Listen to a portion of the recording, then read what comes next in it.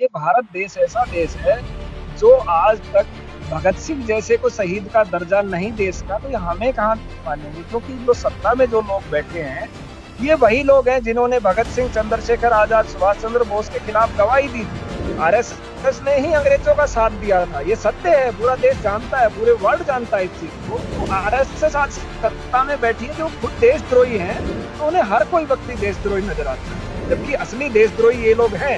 वरना अगर भी ये देशभक्त हैं तो भगत सिंह को शहीद का दर्जा दे के दिखाएं, मैं मान जाऊंगा। ये तो खुद कह रहे हैं कि हमारी जमीन उसने ली ही नहीं, टीवी चैनल चला रहे हैं कि हमने चाइना को ये कर दिया। हमारे देश के अंदर सबसे बड़ी सारे युद्ध टीवी चैनल पे बैठ के लड़े जाते हैं, टीवी चैनल ही सारी लड़ाई। सेना का तो कोई मतलब ही नहीं रहा, ज्यादा राजनीति हो गया। हमारे जो पहले जनरल साहब थे, रावत साहब, आज सीडीएस बना दिया गया उनको।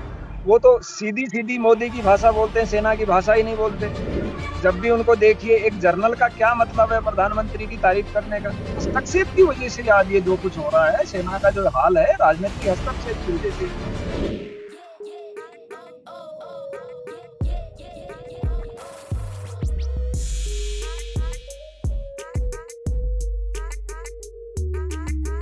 ਆਪਣਾ ਫਰੈਂਡਸ ਚੈਨਲ ਦੇਖਣ ਵਾਲੇ ਸਾਰੇ ਦਰਸ਼ਕਾਂ ਨੂੰ ਪਿਆਰ ਭਰੀ ਸਤਿ ਸ੍ਰੀ ਅਕਾਲ।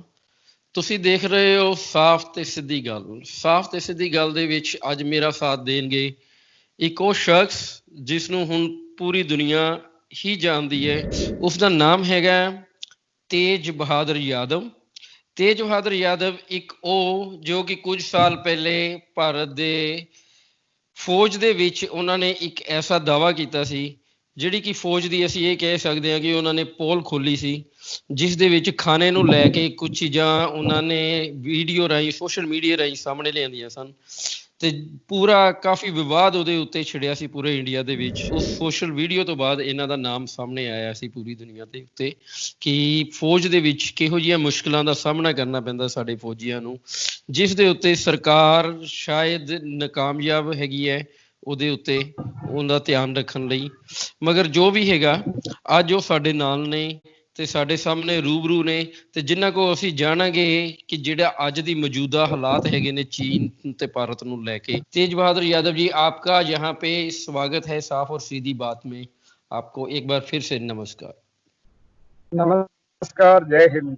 जय हिंद। आपके वहां पे इंडिया में कुछ चैनल जो आजकल बता रहे हैं कि जो हमारे फौजी जवान शहीद हुए हैं वो अपनी गलती से हुए हैं, आपका क्या मानना है? ये सबसे बड़ा दुर्भाग्य है हमारे देश के चैनलों का। जब हमारी सेना कोई भी युद्ध जीतती है तो सरकार का नाम होता है, प्रधानमंत्री मोदी का नाम होता है। अगर भी जवान शहीद होते हैं तो सेना की गलती। जबकि मैं खुद 21 साल इस सेना में रहा हूँ। सेना का जवान भारत का जितना मजबूत है, शायद विश्व में कोई इतना मजबूत जवान नहीं है। जो कि आपने देखा होगा, 65 का युद्ध लड़ा, 71 का युद्ध लड़ा। तो हमारी शौर्यता के ऊपर जो चैनल आवाज उठाते हैं, निकम्मापन है। ये सिर्फ जो एक गोदी मीडिया बच गया हमारे देश के अंदर, और कुछ नहीं है। ये कोई एक चैनल नहीं है, काफी सारे चैनल हैं जो यही बात को रिपीट में बता रहे हैं। देखो, जिस प्रकार से जब पहले पाकिस्तान के ऊपर सर्जिकल स्ट्राइक हुआ तब वो सेना ने किया था, लेकिन तब सेना का नाम नहीं, मोदी जी का नाम किया गया। जितने भी तमाम हमले जब हमारी सेना सक्षम होती है तो मोदी जी का नाम होता है। अगर दी सरकार की गलती है, उसको थोप दिया सेना के ऊपर। आप बताइए, सेना अपनी मर्जी से कुछ नहीं करती, सरकार के आदेश पे ही तो सेना काम करती है। क्या कारण क्या हो सकता है कि प्राइम मिनिस्टर और होम मिनिस्टर में ने 15 तारीख से लेके 19 तक उन्होंने कोई भी ट्वीट नहीं किया? इवन की ट्वीट तो अभी भी नहीं किया, मगर उन्होंने ये बात देश के सामने नहीं लेके आए कि हमारे 20 जवान शहीद हो चुके हैं और हमारे कुछ जवान वो पकड़ के ले गए हैं। क्या कारण रहा होगा, आप क्या समझते हैं? देखिए, पहले तो इन्होंने छुपाया। फर्स्ट दिन तो इन्होंने ये कहा कि 2 जवान और 1 कर्नल शहीद हुए, जबकि देश को शक हुआ कि अकेले कर्नल शहीद हो ही नहीं सकते, एक बटालियन के मालिक होते हैं कर्नल, उनके साथ 200 या 300 जवान तो जरूर होंगे। बाद में इन्होंने 20 जवान का नाम लिया और बाद मुकर गए कि नहीं, हमारे जवान उन्होंने पकड़े नहीं है। बाद में वो जवान छोड़े, उसका भी खुलासा किया। तो मेन कारण क्या है कि इनका जो अपने आप में जो घमंड है मोदी जी का और अमित शाह का, ये देश को गर्त में ले जा रहा है। ये किसी की बात सुनने को ही तैयार नहीं है। अपनी मर्जी से जो कुछ कहना है, इन्होंने टीवी चैनल सब इनकी मर्जी से चल रहे हैं। आज जितना भी देश के अंदर सारा सिस्टम, देश की इकोनॉमी पूरी खत्म हो गई। नेपाल एक छोटा सा देश है जो भारत की खाता है, वो हमें आंख दिखा रहा है, वो भी कब्जा कर रहा है। इधर से बांग्लादेश है जिसको हमने आजाद कराया, वो भी चाइना के साथ जा रहा है। श्रीलंका है, वो भी चाइना के साथ जा रहा है।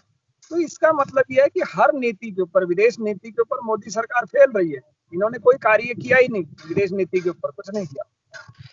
हम उसके ऊपर भी आते हैं, मगर इससे पहले क्या ये कारण हो सकता है कि सेना ने दिल्ली सरकार को बताया ही ना हो कि वहां पे ये कुछ चल रहा है? नहीं, देखिए, मैं सेना में रहा हूँ। सेना में जब ओपी जाता है जवान, क्योंकि बाकी आदमी तो शायद ये चीज आपको ना बताए, ओपी जाता है, उसके पास एक लॉगबुक जिसमें अगर बड़ा सा कोई पक्षी भी आता है तो उसको भी वो एंट्री करके दिल्ली बताता है। दिल्ली की डेली रिपोर्ट दिल्ली जाती है, लेकिन दिल्ली में जो निकम्मे बैठे हुए हैं वो कोई एक्शन नहीं लेते। सेना क्या करेगी? सेना तो आदेश का पालन करती है। आप क्या समझते हैं कि बिना हथियारों के जो हमारे जवानों को वहां पे भेजा गया, ये कितना ठीक है? ये सच है या क्या सच नहीं है आपके मुताबिक? आप इतना साल आपने सर्विस की है। नहीं, देखो, ये सत्य है। कई जगह ऐसा, पाकिस्तान बॉर्डर पे भी 2 पोस्टें ऐसी हैं जहां पर समझौता होता है कि आप भी हथियार नहीं लेंगे, हम भी हथियार नहीं लेंगे। लेकिन उसके अंदर क्या होता है कि मैन पावर पीछे से सपोर्ट करती है, क्योंकि आपके खाली हाथ आगे गए हुए हैं तो पीछे सपोर्ट होती है। वो सरकार का काम है कि वो निर्धारित करे कि आप कितने किलोमीटर में सपोर्ट रखेंगे। अब सरकार इसके लिए कोई दिशा निर्देश आर्मी को दिया ही नहीं, सेना को कोई दिशा निर्देश नहीं दिया, हुक्म क्लियर नहीं थे, इस वजह से ये नुकसान हुआ है हमारा। मगर अभी उनके बयान आ रहे हैं कि हमारे जवानों के पास तो हथियार थे, तो फिर भी हमारे जवान।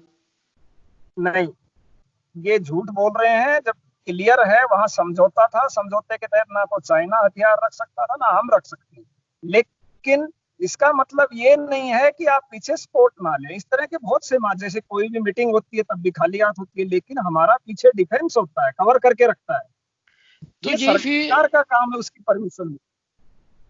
तो इनका ये बोलने का क्या मतलब, इसका क्या फायदा होगा कि अगर हम ये बोलें कि उनके पास हथियार थे, कि हमारे जवान कमजोर थे? नहीं, ये क्या था कि हमारे जवान, जो मेरी जवानों से जो बातचीत हुई, क्योंकि हमारे जवानों से लिंक है, संपर्क बातचीत, इनकी संख्या 200 से 250 के करीब है, और वो 2.5 से 3 हजार थे, और उनकी प्री प्लानिंग थी। हमारे जवान नॉर्मल पेट्रोलिंग के लिए गए थे, अपने इलाके को डोमिनेशन करने, देखने के लिए नॉर्मल तरीके से गए, और उनकी प्री प्लानिंग थी। इसके अंदर अब मैं ये पूछना चाहता हूँ सरकार से कि भाई, सरकार की जो जितनी भी राह है, जितनी भी इंटेलिजेंस एजेंसियां, वो कहाँ सो रही थी?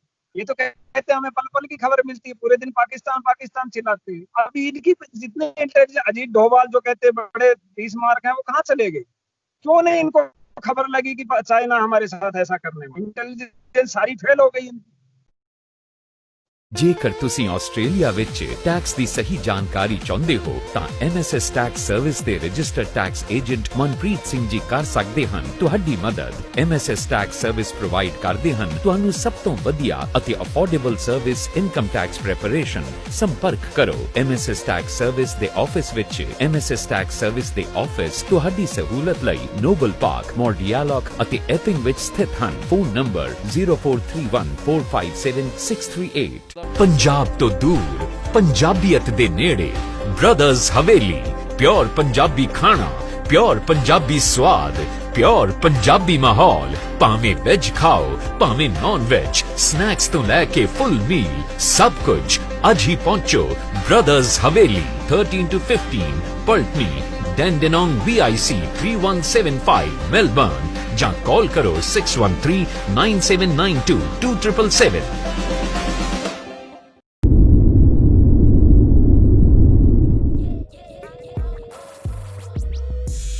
और ये जो इन्होंने फिगर दी है कि इतने, जैसे आपने बोला कि उनके पास 2,500 के करीब जवान थे, हमारे पास 200 या 300 थे, ये फिगर बिल्कुल ठीक है कि 20 ही जवान हमारे शहीद हुए हैं? नहीं, इसका वहां पर ना तो कोई मीडिया को जाना देता है, ना ही जवानों को मोबाइल अलाउ किया हुआ। अभी जवानों के जितने मोबाइल हैं वो सब जब्त किए हुए हैं, इसलिए जो आइडिया है, ये फिगर क्लियर नहीं है, एक सिर्फ आइडिया है। लेकिन ये क्लियर है कि उनके जवान 3,000 के करीब थे। और हमारे जवानों की संख्या बहुत कम थी। और उनके पास में लाठी भी, डंडे भी, और जो खोखरी होती है एक उस साइड में, जो हमारे कुछ नागा रेजिमेंट वगैरह उनके पास हमारे भी होती है, तो वो वैसे तेज हथियार भी थे, धारदार हथियार थे, जिनके उनसे हमला किया उन्होंने। और जो वो क्षेत्र है वो पहाड़ी क्षेत्र है, वहां पर अगर किसी जवान को धकेल भी देते हो तो नीचे रह के नाले में गिरता है। 13-14 हजार की हाइट की है, तो उसमें भी डेथ हो जाती है उसको नीचे गिरने से भी। तो इस वजह से हमारा नुकसान हुआ है। आपको लगता है कि ये फिगर बढ़ेगी या ये जानबूझ के छुपाई जा रही है? नहीं, इसका तो देखो मैं क्लियर नहीं कह सकता कि फिगर क्या रहा होगा, क्योंकि इतना तो हमारे देश में छुपा पाना बड़ा मुश्किल है। तो कहीं ना कहीं से चीजें सामने आई जाती हैं। यही 20 या 22 के करीबी जवान रहे हैं, इससे ज्यादा फिगर तो नहीं है जहाँ तक। ठीक। मोदी जी का कहना है कि हमारे शहीदों की ये शहादत व्यर्थ नहीं जाएगी। क्या समझते हैं कि ये बयान ठीक है? नहीं, मोदी जी ने जो बयान दिया, शहीदों के ऊपर बयान दिया, वहां तक तो ठीक है, लेकिन उन्होंने सिर्फ बिहार के जवानों के लिया, जबकि पंजाब रेजिमेंट के भी जवान शहीद हुए। हमारे सिख भाई 3 रेजिमेंट, 3 वो भी शहीद हुए, और भी रेजिमेंट, जबकि पूरे हिंदुस्तान के सैनिक थे। अब अकेले क्योंकि बिहार में चुनाव है, और मोदी जी ने चुनाव का वही पुलवामा जैसे मामले के ऊपर लोकसभा जीते थे ये लोग, अभी इस मामले को लेके बिहार चुनाव के लिए इन्होंने कहा कि शहीदों के लिए आप शहीदों का सम्मान कीजिए, पूरे देश के सैनिकों का सम्मान कीजिए। सिर्फ बिहार का नाम लेने का कौन सा आपका तुक बनता है, बताइए आप। आपका कहना है कि ये जो इलेक्शन है कहीं ना कहीं पे ये शहादतें उससे जुड़ी हुई हैं। देखो, जब 3 महीने से चाइना हमारी जब 3 महीने से कब्जा की हुई, सबको पता है, पूरा देश जानता है, ये मीडिया दिखाए या ना, 3 महीने से कब्जा किया हुआ है। अब आप जाके उसका एक्शन दिखा रहे हो, वो भी सिर्फ कागज पे, लेकिन आपने किया नहीं। चाइना ने साफ मना कर दिया, उसने अपना नक्शा बदल दिया, अपने सैटेलाइट में दिखा दिया कि हम तो यहाँ पहले से हैं, वो 1 इंच भी पीछे नहीं हट रहा है। लेकिन आपने कुछ नहीं किया। आपने डायरेक्ट ना तो विदेश मंत्री का, ना गृह मंत्री का, ना डिफेंस मिनिस्टर का, ना प्रधानमंत्री का, चाइना का बाय नेम ट्वीट करने की इनकी हिम्मत नहीं है। इसका अर्थ क्या है? अगर भी देखा जाए तो सबसे ज्यादा व्यापार चाइना से किसी ने किया तो मोदी जी ने किया। गुजरात के मुख्यमंत्री सारे बिजनेस चाइना के थे। जितनी मुलाकातें चाइना से मोदी जी ने की, आज तक किसी प्रधानमंत्री ने नहीं किया। मोदी जी का ये भी कहना है कि हमारे जवानों ने उनके 40 से 45 जवानों को मार गिराया है। क्या समझते हैं? आपको कुछ पता चलता है आपके लिंक से? इसमें मोदी जी का क्या रोल है? वो तो जवान लड़े हैं, हमारे जवान आप देखते हो 6 फुट के लंबे थोड़े जवान होते हैं, वो सारे 4.5 फुट के होते हैं।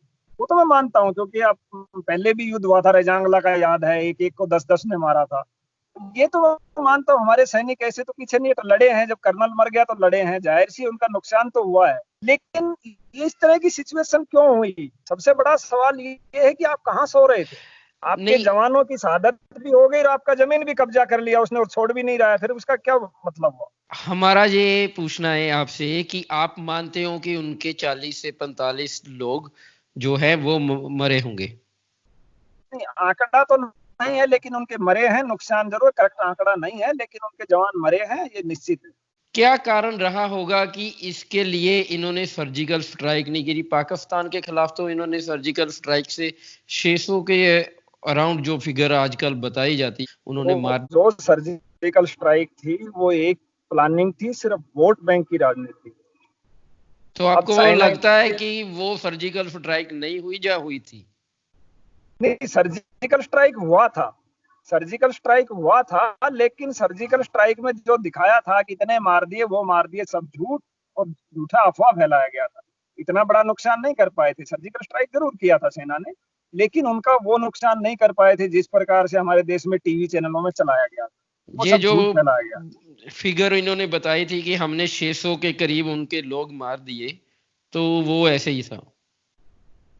वो सब झूठ था। ऐसा कुछ नहीं था कि 600 के करीब मारे। किसी देश के 600 आदमी मरते हैं तो पाकिस्तान का क्या मीडिया उसको नहीं उछालता? ना तो लोकतंत्र जितना हमारे यहाँ, क्योंकि पाकिस्तान में घुसपैठिए थे ना, तो इसलिए पाकिस्तान ने उनकी बात उठाई नहीं। नहीं, ऐसा कुछ नहीं है। घुसपैठिए नहीं थे वो तो। जब ये कह रहे हैं सर्जिकल स्ट्राइक उनके देश में जाके अंदर जाके किया, घुसपैठिए तो बॉर्डर पे करते तब मानते हैं। वो तो अंदर कह रहे हैं अंदर जाके किया है। तो इस इस बार प्रकार क्यों नहीं वो बयान दे रहे कि हम चाइना में घुस के सर्जिकल स्ट्राइक करेंगे? क्या वो चाइना है अभी इसलिए? तक अभी तक तो कोई बयान ऐसा दिया नहीं है। आप घुसने की तो बात छोड़ दी, उनको रीट्वीट करने की हिम्मत तक नहीं है। तब हम माने वो कुछ बोल ही नहीं रहे। तो मोदी जी ने तो देश की बेइज्जती ये करवाई है कि उन्होंने तो ये बयान दिया था कि चाइना हमारे देश में घुसा ही नहीं, जबकि चाइना का सारे मीडिया चैनल मोदी की वाहवाही कर रहे हैं। इसका मतलब मोदी जी खुद चाइना की भाषा बोल रहे हैं। तो इनसे क्या आशा की जाए कि चाइना को ऐसा कुछ करे। आज ये मामला तिब्बत का है। तिब्बत के साथ पूरा वर्ल्ड खड़ा हुआ है, तिब्बत के पक्ष में। तिब्बत हमारा अपना साथी है, उसके साथ भी मोदी जी कोई बयान नहीं दे रहे। सबसे दुर्भाग्य देश की, जबकि तिब्बत की सरकार हिंदुस्तान से चलती है। क्या आपको लगता है कि चीन वाकई में ही अंदर नहीं घुसा होगा? नहीं, नहीं क्यों नहीं घुसा? हम तो कह रहे घुसा है, उसने कब्जा किया है और खाली करने के लिए उसने मना कर दिया। साहब, घुसा है चीन। जैसे आपने बोला उसने कि 3 कब्जा महीने से उसने कब्जा किया हुआ है, तो ये बातें फिर सामने क्यों नहीं आ रही 3 महीने से? देखो, सारा मीडिया, टीवी, सारा चैनल आज जो सबको दबाया हुआ है। यहाँ किसी को बोलने की आजादी नहीं है। मैं आपके फौज सामने को भी बैठा हूँ, मैंने बोलने आवाज। की आजादी नहीं है। टीवी चैनल आपने भी देखा होगा, कोई टीवी चैनल इससे बाहर नहीं आ रहा है। वो टीवी चैनल जो सेना के ऊपर ही आवाज उठा रहे हैं, शक कर रहे हैं, सेना के खिलाफ बोल रहे हैं देश के अंदर। ये तो सिचुएशन हो रही है। क्या वो मोदी के खिलाफ बोल सकते हैं? कभी भी नहीं बोल सकते। जो सच्चाई, टीवी चैनलों को अलाउ ही नहीं है कि वो वहां तक चले जाए, कोई अगर ईमानदार है तो। फौज को तो आजादी है ना अपना बोलने की, फौज को तो अपनी प्रोटोकॉल होती है उनकी। नहीं, फौज फौज का अपना नियम होता है। फौज सरकार के अधीन होती है, चाहे वो किसी की भी सरकार रहे, चाहे कांग्रेस रहे, चाहे बीजेपी, कोई भी रहे। वो सरकार के अनुसार सरकार जो आदेश देती है, फौज मीडिया के सामने इस तरह की चीज नहीं लाती। इसलिए डिफेंस मिनिस्टर बनाया जाता है कि उनका काम है इन चीजों पे बात करे। फौज का कोई भी व्यक्ति इसमें सामने कभी भी नहीं आएगा। उनका अपना प्रोटोकॉल है, वो इस तरह की चीजें सामने नहीं लाते। उनका काम है सरकार जो आदेश देगी उसका पालन करना, वो बखूबी करते हैं। जैसे आपका एक बड़ा नाम है कि कर्नल वो मारे गए, उनके ऊपर कुछ विशेष कोई टिप्पणी आई नहीं, ना तो आई प्राइम मिनिस्टर की तरफ से, ना ही आई गृह मंत्रालय की तरफ से। कर्नल एक छोटी पोस्ट में बहुत बड़ी पोस्ट माननी चाहिए। कर्नल मारा जाने का मतलब हमारी पूरी एक बटालियन मारी गई। सीधा सीधा अर्थ उसका ये है, कोई छोटा अधिकारी नहीं है। लेकिन उसके बावजूद भी इतने बेशरम लोग बैठे हैं दिल्ली के अंदर, जिनको कोई परवाह, सिर्फ उनको वोट की परवाह है कि हमने किस प्रकार बिहार में चुनाव जीतना है। सिर्फ इनका एजेंडा यही है और कुछ नहीं है। क्या अब हम सिर्फ चाइना को आर्थिक चोट पहुंचाने तक ही सीमित रह जाएंगे? नहीं, आर्थिक चोट पहुंचाने से जो जगह हमारी कब्जा की, वो तो हमें वापस नहीं मिल रही। और आर्थिक चोट भी कहाँ कर रही है? सरकार तो नहीं कर रही। सरकार तो आज भी चाइना को टेंडर दे रही है। रेलवे में देख, सरकारी हर जगह टेंडर दे रही है। सरकार तो बहिष्कार करे, देश की जनता तो तैयार है, लेकिन सरकार तो कहीं तैयार ही नहीं है करने के लिए। दूसरा, हमारे क्या जवानों की शहादत हुई, कल को वो फिर कुछ भी करेगा। तो उसका तो रणनीति बना के उसको सारे देशों को मिल के, जबकि दूसरे देश आज हिंदुस्तान का सपोर्ट करने के लिए तैयार बैठे, उनका सपोर्ट लेके, तो इसका जिस प्रकार से उसने हमारे ऊपर आत्मघाती हमला किया है, इसी प्रकार से हमारी सेना सक्षम है करने में। सेना को आदेश दें कि सही वक्त और समय देख के आप भी उसका बदला लीजिए। बिल्कुल ठीक। और जैसे आपने बोला कि 3 महीने से वो घुस आए हैं, इट मीन्स कि वो हमारी जगह पे रह रहे हैं, तो इसको पीछे करने के लिए क्या होगा? क्या समझौते से हो जाएंगे कि जहां फिर एक फाइट ही हमारा दूसरा उपाय? तो रणनीति सही, अगर दी रणनीति बनाई जाए, सभी देशों से बात की जाए, अंतरराष्ट्रीय लेवल पे इस मुद्दे को भी ले जाया जाए, तो क्यों ना हटेगा? हटना पड़ेगा उसे। जब हमारी जमीन है, हमारे तथ्य जब रखे जाएंगे, तो छोड़ना पड़ेगा उसे। लेकिन किसी मुद्दों पे बात कर ही नहीं रहे ये लोग, तो चुप करके बैठे हैं। ये तो खुद कह रहे हैं कि हमारी जमीन उसने ली ही नहीं। टीवी चैनल चला रहे हैं कि हमने चाइना को ये कर। हमारे देश के अंदर सबसे बड़ी सारे युद्ध टीवी चैनल पे बैठ के लड़े जाते हैं। जैसे टीवी चैनल ही सारी लड़ाई, सेना का तो कोई मतलब ही नहीं रहा। सारे टीवी चैनल पे डिबेटों में सारे युद्ध लड़ लेते हैं। ये बड़ा अच्छा आपने बोला कि सारे युद्ध टीवी चैनलों पे लड़े जाते हैं। बिल्कुल सही बात बोली है आपने। मगर अब ये देखने को आ रहा है कि ये फौज की लड़ाई एक राजनीतिक लड़ाई बन रही है। क्या समझते हो आप? जी बिल्कुल। इतना ज्यादा राजनीति हो गया। हमारे जो पहले जनरल साहब थे, रावत साहब, आज सीडीएस बना दिया गया उनको। वो तो सीधी सीधी मोदी की भाषा बोलते हैं, सेना की भाषा ही नहीं बोलते। जब भी उनको देखिए, एक जर्नल का क्या मतलब है प्रधानमंत्री की तारीफ करने का? आप जर्नल हैं, आप पूरी सेना के मालिक हैं। सेना का मालिक का मतलब देश के जितना प्रधानमंत्री है उससे ज्यादा अधिकार आपके पास है। एक सीडीएस है, लेकिन वो भाषा सिर्फ मोदी की बोलते हैं। सीधे तौर पे राजनीतिक हस्तक्षेप की वजह से आज ये जो कुछ हो रहा है, सेना का जो हाल है, राजनीतिक हस्तक्षेप की वजह से। चीज और जो मोदी जी आजकल बार बार बोलते हैं कि हमारे देश को आत्मनिर्भर बनाना है, आत्मनिर्भर करना है, और खास करके अगर हम देखें कि ये आत्मनिर्भर हम कैसे कर रहे हैं कि हमारा मेडिकल का सबसे ज्यादा जो समझौता है वो चाइना से है, 70% माल वहां से आ रहा है। तो ये आत्मनिर्भर आप समझते हैं कि ये बिल्कुल ठीक बोल रहे हैं? देखो, पहले ये बोलते थे make in India, make in India तो फेल हो गया। फेल हो गया वो। आत्मनिर्भर हमारे देश के अंदर कहा जाता है कि आप अपने आप पे निर्भर रहिए, कि भैया सरकार के पास कुछ नहीं है, आप अपना जो रोजी रोटी कमा के खाइए, हम कुछ नहीं कर सकते। आत्मनिर्भर का आप सीधा सा ये है, वो यही कहना चाह रहे हैं कि सरकार तुम्हारी कोई मदद नहीं करने वाली है। आप जो बेरोजगार हैं, कोई उसके लिए रोजगार नहीं है, सरकारी संस्थाएं हम सब बेच रहे हैं, इसलिए आप अपना मेहनत मजदूरी कहीं रोटी खाएं तो खाएं, वरना आत्मनिर्भर का अर्थ तो यही है आज देश में। तो फिर वो ठीक ही बोल रहे हैं कुल मिला के। हाँ, यही आत्मनिर्भर होता है कि अपने आप पर निर्भर। वो घुमा के बोलते हैं, लेकिन लोगों के समझने में फर्क है। वो यही कह रहे हैं कि आत्मनिर्भर, अपने आप पर निर्भर रहिए, हमारे पास कुछ नहीं है। क्योंकि जितना भी 20 लाख करोड़ पीछे पैकेज था, कहाँ चला गया? वो आत्मनिर्भर हो गया सब, किसी को पता ही नहीं कहाँ चला गया। दिल्ली से लेके गुजरात से लेके महाराष्ट्र से लेके यूपी बिहार में 1200 किलोमीटर पैदल मजदूर गए, वो आत्मनिर्भर थे इसलिए तो गए बेचारे। ट्रेन के डब्बों में मर गए, आत्मनिर्भर थे इसीलिए मर गए। चलो कम से कम एक चीज तो मोदी जी ने सच बोली कि आप खुद ही आत्मनिर्भर हो जाएं। ये एक बड़ा क्वेश्चन है कि कोई भी अगर नरेंद्र मोदी और बीजेपी के खिलाफ कोई भी आवाज उठाए तो उसको देशद्रोही का तगमा दे दिया जाता है। क्या आपके साथ ऐसा हुआ? हाँ हाँ, मुझे तो बहुत कहते हैं लोग, मुझे तो कहते हैं देशद्रोह, ये सरेआम कहते हैं, लेकिन इनके कहने से नहीं होता है। क्योंकि ये भारत देश ऐसा देश है जो आज तक भगत सिंह जैसे को शहीद का दर्जा नहीं देश का, तो ये हमें कहाँ मानेंगे? क्योंकि जो सत्ता में जो लोग बैठे हैं, ये वही लोग हैं जिन्होंने भगत सिंह, चंद्रशेखर आजाद, सुभाष चंद्र बोस के खिलाफ गवाही दी थी।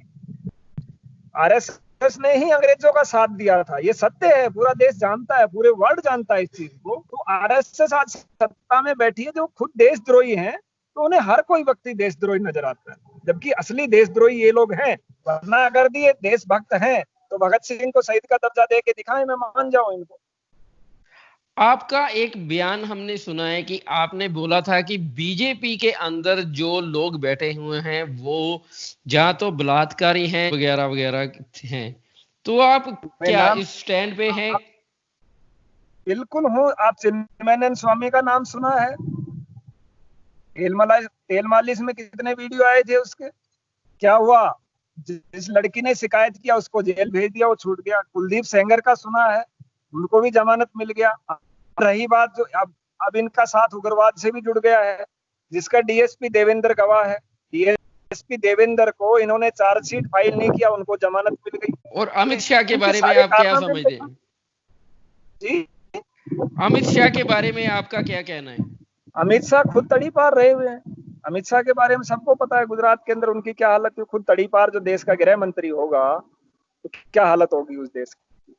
गोधरा का इनको है आदत पड़ी हुई है कि ये लाशों के ऊपर राज करते हैं, लोगों की हत्या करा के। गोधरा कांड करा के मुख्यमंत्री बने, पुलवामा हमला करा के ये पीछे दो अभी प्रधानमंत्री बने, अभी चाइना वाले मामले पे चुप्पी साध के बिहार की सत्ता हासिल करना चाहते हैं।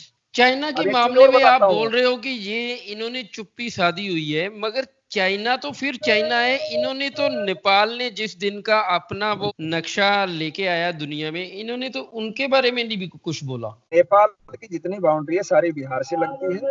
अब बिहार का चुनाव आने दीजिए आप, तब देखिए हमारे सारे टीवी चैनल इतने जोर शोर से करेंगे कि जी हमने नेपाल का ये कर दिया, हमने वो कर दिया।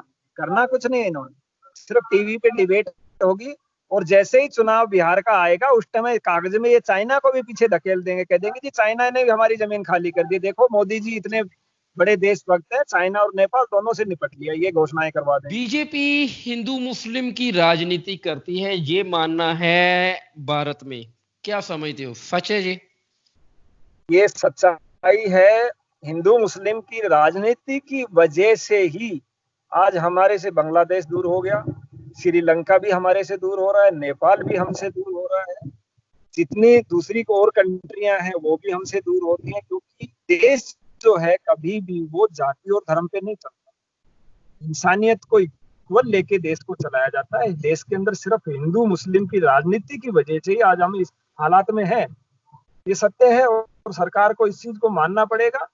और बहुत सी जगह ये साबित भी कर चुके हैं, करना कुछ नहीं है, सिर्फ लोगों को लड़ाने का काम करते हैं, गृह युद्ध करवाने का काम करते हैं लोग, और हिंदू मुस्लिम की वजह से आज ये सारा मामला हो रहा है। कुछ लोग हैं जो मानते हैं प्राइम मिनिस्टर नरेंद्र मोदी ने ये बिल्कुल लोगों को आके झूठ बयान दिया है। उनका मानना है कि अभी मोदी जी को और अमित शाह को इस्तीफा दे देना चाहिए, क्या समझते हो आप, दे देना चाहिए?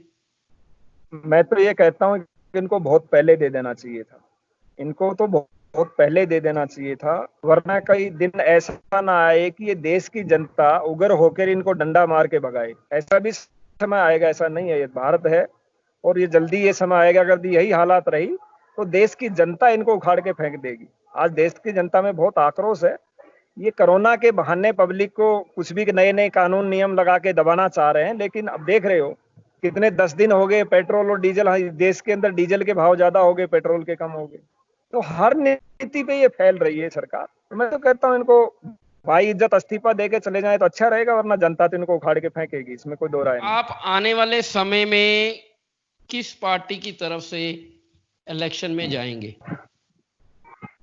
मैं लोकसभा चुनाव लास्ट के अंदर गठबंधन समाजवादी पार्टी से फॉर्म लिया था, तब से मैं समाजवादी पार्टी का ही सदस्य हूँ और अभी भी समाजवादी पार्टी के लिए ही मैं कार्य कर रहा हूँ। आने वाले समय में मैं समाजवादी पार्टी के साथ ही रहूंगा। बहुत बहुत शुक्रिया हमें समय देने का, और शुभ कामनाएं कि आने वाले समय में आप वहां से खड़े हों और लोग आपको जितवाएं और आप लोगों की आवाज बनो, देश की आवाज बनो, तो इससे कुछ देश का भला हो पाए। और आज साफ और सीधी बात को यहीं पे समाप्त करते हैं। फिर एक बार फिर से आपका बहुत बहुत शुक्रिया। नमस्ते।